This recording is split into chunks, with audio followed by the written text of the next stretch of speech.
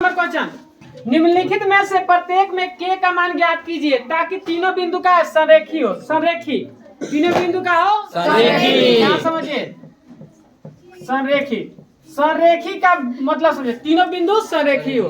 मतलब संरेखी का मतलब ये हुआ कि एक ही रेखा पर तीनों बिंदु स्थित हो। ठीक है, बात समझे? Yes sir.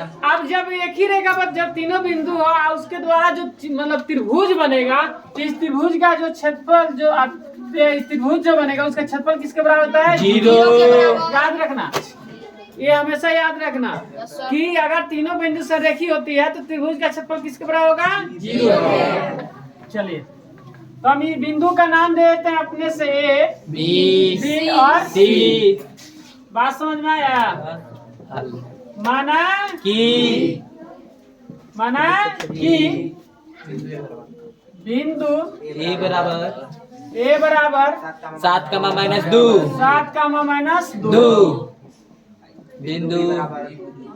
बिंदु बी बराबर 5,1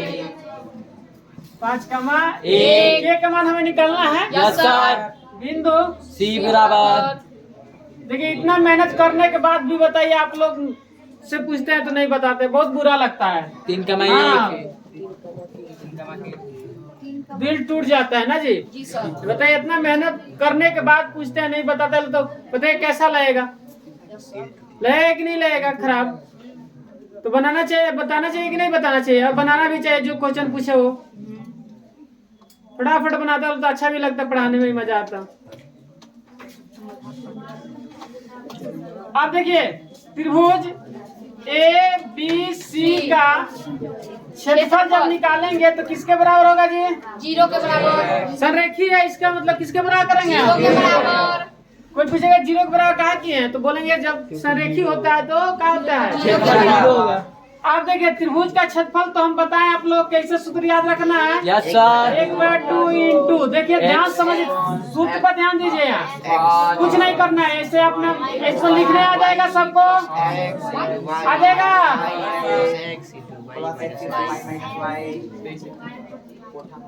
लिखने तो सबको आएगा। Yes sir. कोड बोलिए जेएमएस का।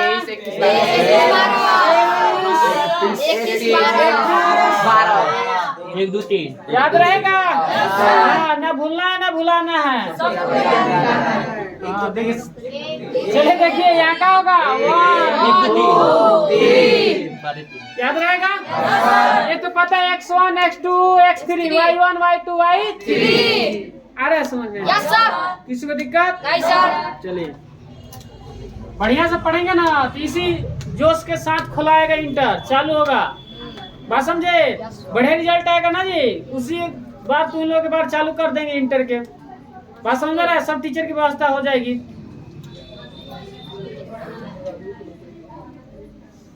बताइए कितना बढ़िया कोड याद हो गया है। अब ये क्या करेंगे? 1/2 इंटू x1 का y2 y3 plus x2 y3 y1, ठीक है, x3 y1 -2 माइनस सूत्र में Yes. y2 1। किसी को दिक्कत नहीं सर। अरे समझ में? Yes sir. 1/2 इंटू 7। देखिए हम क्या करें, गुणा कर दें। 7 माइनस 7 के। कोई दिक्कत नहीं सर।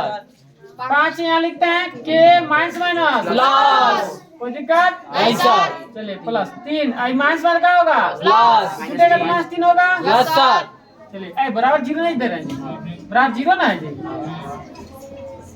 चलिए, आप देखिए 1/2 इंटू 7 - 7 के, ऐसे लिख दिए। प्लस 5 के 5 के प्लस 10 प्लस माइनस 9 कोई दिक्कत नहीं सर।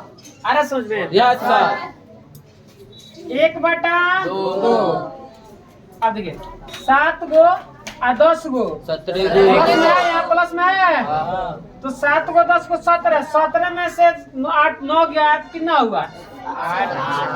समझ में आया? अरे देखिए 7 है और 10 में से 9 घटा दिए 1 बचा और 7 का होगा 8 ना समझे माइनस। अबे -7 के और 5 के कितना होगा माइनस प्लस माइनस क्या आएगा -2 बराबर 0।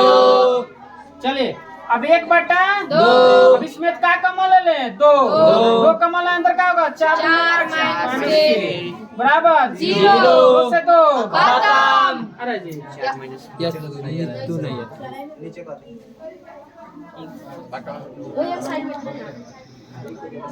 चलिए आगे समझ में यस 2 से सर। 2 खत्म।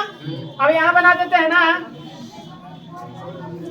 अब क्या हो गया 4 माइनस का बच गया के 4 माइनस के बराबर 0 तो माइनस के बराबर माइनस 4 के बराबर बात समझे यस सर। के बराबर 4 हाँ के बराबर 4 जीरो लिखा गया गलती से। आगे समझ में किसी को दिक्कत नहीं सर। चलिए 2 नंबर बना लेंगे।